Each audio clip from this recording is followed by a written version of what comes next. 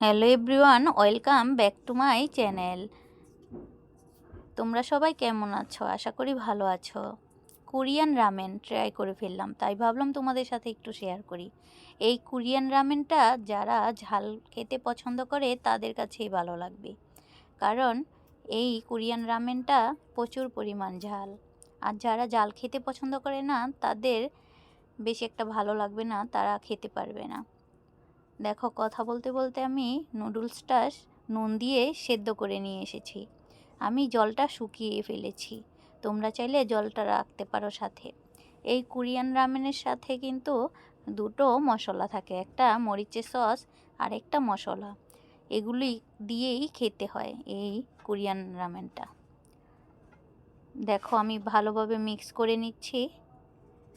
দেখতে কত লোভনীয় হয়েছে দেখো, খেতেও কিন্তু খুব টেস্টি।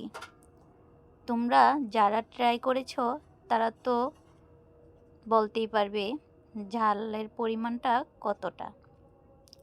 আর যারা ট্রাই করোনি তারা অবশ্যই ট্রাই করতে পারো, যারা ঝাল পছন্দ করো। দেখো, দেখতে কত ইয়ামি লাগছে, তাই না? খেতেও কিন্তু আমার থেকে খুব ভালো লেগেছিল, খুব টেস্টি ছিল এই রামেনটা, কোরিয়ান রামেন।